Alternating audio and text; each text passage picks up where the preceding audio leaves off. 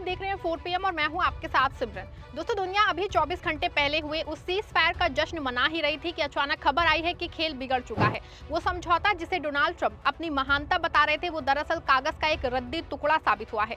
बड़ी खबर है कि इजरायली प्रधानमंत्री बेंजामिन नेतन्याहू ने ट्रंप के सीज फायर को ठेंगे पे रख दिया है। नेतन्याहू ने बयान जारी करके कहा है कि लेबनान पे बमबारी रुकी नहीं है और बेगुनाह लोगों का कत्लेआम बदस्तूर जारी है। और जवाब में ईरान ने फिर से होर्मुज की गर्दन मरोड़ दी है। होर्मुज जल डमरू मध्य को फिर से बंद कर दिया गया है, लेकिन सबसे शर्मनाक बात ये है कि व्हाइट हाउस अब अपनी बात से पूरी तरह पलट गया है। जिस 10 सूत्रीय एजेंडे की बात ट्रंप ने खुद की थी, अब व्हाइट हाउस उसे बकवास बता रहा है। आज की इस विशेष रिपोर्ट में हम ट्रंप के उस झूठ और नेतन्याहू की इस खूनी जिद का पर्दाफाश करेंगे जिसने दुनिया को फिर से महायुद्ध की आग में झोंक दिया है। कल तक जो ट्रंप दहाड़ रहे थे कि उन्होंने पाकिस्तान और अपने जनरलों के कहने पे जंग रोक दी है, आज उनकी औकात दुनिया के सामने आ गई है। इजराइल के प्रधानमंत्री बेंजामिन नेतन्याहू ने साफ कर दिया है कि वो ट्रंप के किसी भी शांति वांति वाले ड्रामे को रद्दी भर भी नहीं मानते हैं।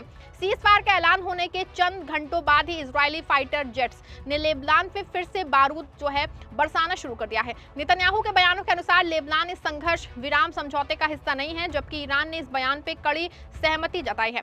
तेहरान ने संघर्ष विराम के तहत हमलों को पूरी तरह से रोकने की मांग की है, जिसमें इजराइल द्वारा हिजबुल्लाह और ईरान समर्थित अन्य मिलिशिया को निशाना बनाया भी शामिल है। नेतन्याहू ने तो यहाँ तक कह दिया है कि वो ईरान पे भी हमला कर सकते हैं, बल्कि वो इसके लिए ट्रंप के प्रपोजल को भी ठुकराने का दम रखते हैं।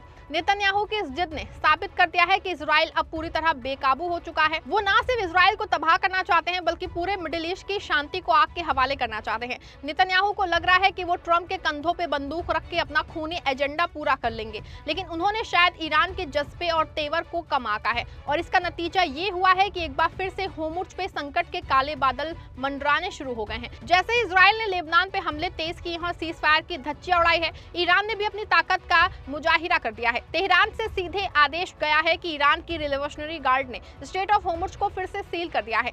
ईरान का रुख अब बिल्कुल साफ है। अगर इजराइल हमले नहीं रोकेगा और अमेरिका अपना वादा पूरा नहीं करेगा, तो दुनिया की अर्थव्यवस्था का रंग भी ईरान के हाथ में है। जी हाँ, होर्मुज बंद होने का सीधा मतलब है कि पूरी दुनिया में तेल की हाहाकार।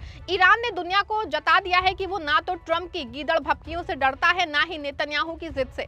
अगर अमन होगा तो सबकी शर्तों पे, वरना तबाही का मंजर सबके लिए बराबर होगा। दोस्तों, आज सत्ता की आंखों में आंखें डाल के पत्रकारिता करना मुश्किल हो गया है। हमारे 4 PM नेशनल यूट्यूब और फेसबुक चैनल को, जिसे आपका प्यार और विश्वास हमेशा से मिलता रहा है, उसे बंद करके सरकार ने ये साबित कर दिया है कि वो आपके सवालों से कितना डरती है। मुश्किल दौर है, लेकिन हम ना रुके थे और ना ही रुकेंगे। हम सच के लिए हमेशा लड़ते रहेंगे। ऐसे में 4 PM यूपी को ज्यादा से ज्यादा ज्वाइन करें और स्वतंत्र पत्रकारिता को जिंदा रखने के लिए जितना हो सके उतना हमारा आर्थिक सहयोग करें। आपके सहयोग से ये जंग हम जीत के रहेंगे। आपको बता दें, एक और जहां नेतन्याहू ने ट्रंप की शर्तों को मानने से इनकार कर दिया है, वहीं दूसरी ओर लेबनान में इजराइल की तरफ से भयंकर हमले शुरू कर दिए गए हैं। खबर है कि कल से लेकर आज तक 300 लोग इजरायली मिसाइलों का निशाना बने हैं। लेबनान के प्रधानमंत्री नवाफ सलाम ने कहा है कि वो देश के सभी राजनीतिक और कूटनीतिक संसाधनों को जुटा के इजरायली हमलों को रोकने की कोशिश कर रहे हैं।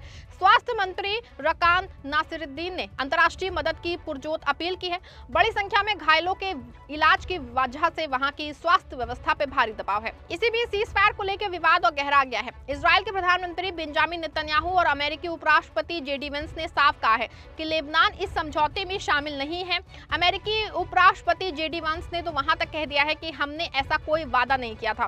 वहीं ईरान के विदेश मंत्री अब्बास अराक्ची ने 2 टूक कहा है कि अमेरिका को अब तय करना होगा कि वो सीज फायर लागू करता है या इजराइल के जरिए जंग जारी रखता है, क्योंकि ये दोनों चीजें एक साथ नहीं चल सकती। हालांकि इसी बीच व्हाइट हाउस ने भी एक नया खेल शुरू कर दिया है।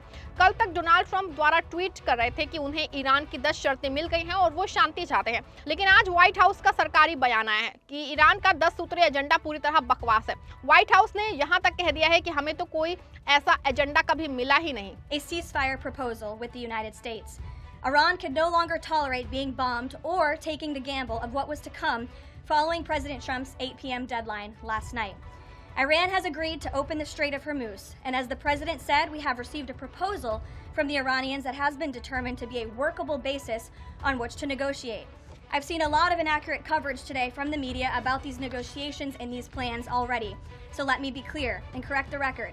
The Iranians originally put forward a 10-point plan that was fundamentally unserious, unacceptable, and completely discarded. It was literally thrown in the garbage by President Trump and his negotiating team. Many outlets in this room have falsely reported on that plan as being acceptable to the United States, and that is false. With the president's deadline fast approaching and the United States military completely decimating Iran with each passing hour, the regime acknowledged reality to the negotiating team.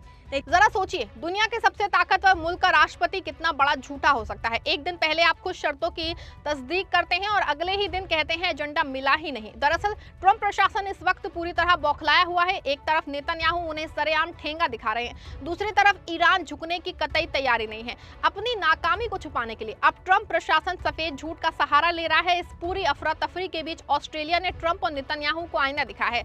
Australia ने साफ लफ्जों में कहा है कि America Iran का ये cease fire सिर्फ कागजों तक सीमित नहीं रहना चाहिए, बल्कि उसे लेबनान पर भी हर हाल में लागू करना होगा। ऑस्ट्रेलिया का कहना है कि आप एक तरफ शांति का ढोंग करते हैं, दूसरी तरफ लेबनान में इजराइल को खून बहाने की खुली छूट देंगे। ये मुमकिन नहीं है। पूरी दुनिया अब समझ चुकी है कि ट्रंप का सीज फायर सिर्फ एक डिप्लोमेटिक स्टंट था ताकि वो अपनी गिरते हुए साख को बचा सके, लेकिन नेतन्याहू ने स्टंट की हवा निकाल दी है। दोस्तों, हकीकत है कि ट्रंप और नेतन्याहू मिलकर दुनिया के साथ एक बहुत गंदा गेम खेल रहे हैं। ट्रंप दुनिया के सामने शांति दूत बनना चाहते हैं और नेतन्याहू पर्दे के पीछे से जंग को जारी रखना चाहते हैं। ये गुड कॉप बैड कॉप वाली पुरानी रणनीति अब एक्सपोज हो चुकी है। जिस 10 सूत्रीय एजेंडे को व्हाइट हाउस आज बकवास बता रहा है, उसी में ईरान ने साफ कर दिया था कि होर्मुज से निकलने वाले हर जहाज से टैक्स वसूला जाएगा। शायद यही वो बात है जो अमेरिका और इजराइल को हजम नहीं हो रही है। उन्हें लग रहा था कि ईरान डर जाएगा, लेकिन ईरान के 1.4 करोड़ फिदाइनों ने उनकी नींद हराम कर दी है। दोस्तों, ऐसे में एक बार फिर से सीज फायर के महज 24 घंटे बाद ही हालात अब पूरी तरह बेकाबू होते दिख रहे हैं। ऐसा लगता है कि सीज फायर का गुब्बारा किसी भी वक्त फूटने वाला है। नेतन्याहू की जिद, ट्रंप का झूठ और व्हाइट हाउस की पलटी, इन सब ने मिलकर जंग के शोले फिर से दहका दिए हैं। अब सवाल है कि क्या शुक्रवार को पाकिस्तान में होने वाली वार्ता का अब कोई मतलब रह गया है? जब नेतन्याहू हमले नहीं रोक रहे तो क्या ईरान खामोश बैठा रहेगा? साफ है कि ट्रंप अपनी ही बिछाई बिसात में जो है खुद उलझ गए हैं। उनकी साख दाव पे है और उनकी कुर्सी भी खतरे में दिखाई दे रही है। क्या आपको लगता है कि ट्रंप और नेतन्याहू मिलकर पूरी दुनिया को बेवकूफ बना रहे हैं? क्या ये सीज फायर कभी हकीकत में कामयाब हो पाएगा? आप जो भी सोचते हैं अपनी राय कमेंट कीजिएगा, वीडियो को लाइक और शेयर करिएगा।